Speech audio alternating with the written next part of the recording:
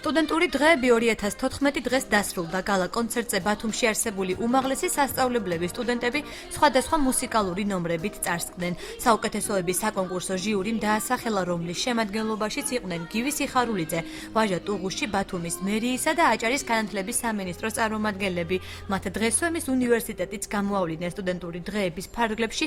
სასწავლებლებს შორის კი ყველაზე მეტი ქულა საზღვაო აკადემიამ მოიპოვა. გამარჯვებული სტუდენტები ექსკურსიაზე ტაო კლარჯეთში გაემგზავრებიან.